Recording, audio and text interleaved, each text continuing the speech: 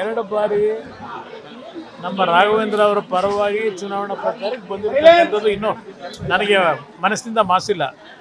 ಆದರೆ ಇವತ್ತಿನ ದಿನ ಸ್ವಲ್ಪ ಮಾಧ್ಯಮದ ಸ್ನೇಹಿತರು ಸ್ವಲ್ಪ ಸಮಸ್ಯೆನೂ ಆಯಿತು. ಇವತ್ತು ಅಲ್ಲಿ ಕಮ್ಯುನಿಕೇಷನ್ ಗ್ಯಾಪಲ್ಲಿ ತಮ್ಮಲ್ಲಿ ವಿಷಾದ ವ್ಯಕ್ತಪಡಿಸ್ತೀನಿ.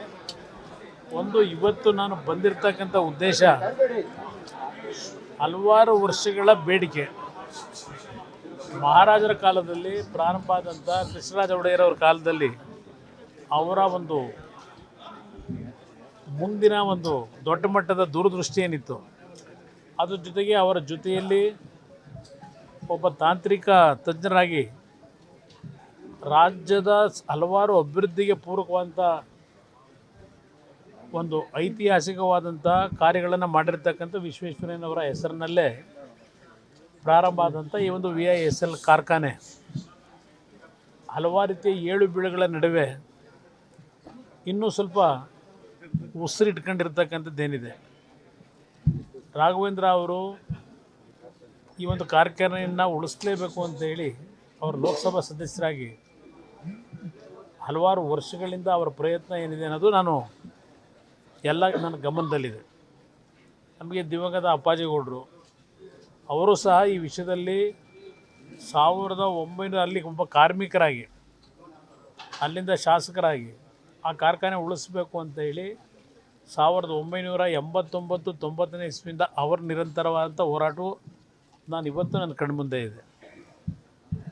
ನಾಡಿನ ಜನತೆಯ ಒಂದು ಆಶೀರ್ವಾದದಿಂದ ಮತ್ತು ಭಗವಂತನ ಆಶೀರ್ವಾದದಿಂದ ಒಂದು ಅವಕಾಶ ಈ ಬಾರಿ ನರೇಂದ್ರ ಮೋದಿಯವರ ನಾಯಕತ್ವದಲ್ಲಿ ಕೇಂದ್ರದಲ್ಲಿ 3ನೇ ಬಾರಿಗೆ ಸರ್ಕಾರ ಏನು ರಚನೆ ಆಗಿದೆ ಕೇಂದ್ರದಲ್ಲಿ, ಅವರ ಒಂದು ನಿರ್ಧಾರದ ಹಿನ್ನೆಲೆಯಲ್ಲಿ ರಾಷ್ಟ್ರದಲ್ಲಿ ಇವತ್ತು ಕೇಂದ್ರದಲ್ಲಿ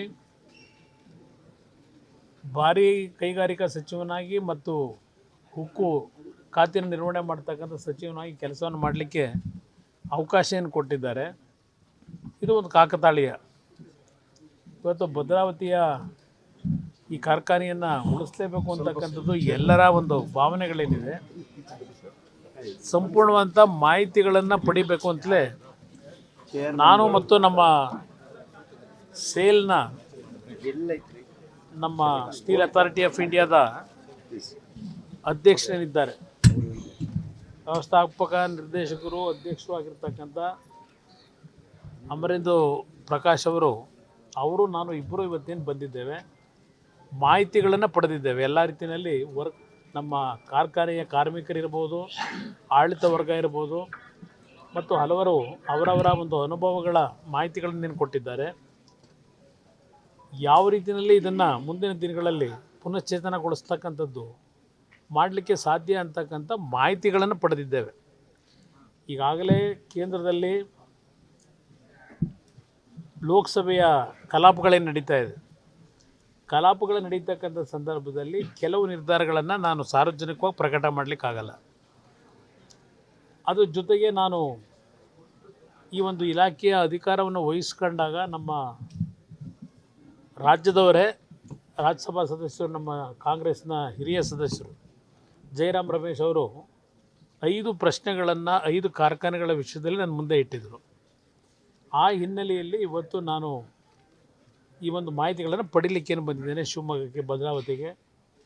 ಮುಂದಿನ ದಿನಗಳಲ್ಲಿ ಇದರ ಒಂದು ಕಾರ್ಖಾನೆಯ ವಿಷಯದಲ್ಲಿ ಏನು ತೀರ್ಮಾನಗಳಾಗ್ಬೋದು ಅಂತಕ್ಕಂಥದ್ದನ್ನು ಎಲ್ಲ ರೀತಿ ಸಾಧಕ ಬಾಧಕಗಳು, ಇಲ್ಲಿಯ ಕಾರ್ಮಿಕರ ಒಂದು ಬದುಕುಗಳೇನಿದೆ ಆ ಬದುಕಿರ್ಬೋದು, ಆ ಕಾರ್ಖಾನೆ ವಿಶ್ವೇಶ್ವರಯ್ಯನವರ ಹೆಸರಿನಲ್ಲಿರ್ತಕ್ಕಂಥ ಕಾರ್ಖಾನೆಯನ್ನು ಉಳಿಸ್ತಕ್ಕಂಥ ನಿಟ್ಟಲ್ಲಿ ಏನು ಮಾಡ್ಬೋದು ಅಂತಕ್ಕಂಥದ್ದಕ್ಕೆ ಈಗಾಗಲೇ ಸ್ವಲ್ಪ ಮಾಹಿತಿಗಳೇನು ಪಡ್ಕೊಂಡಿದ್ದೇನೆ.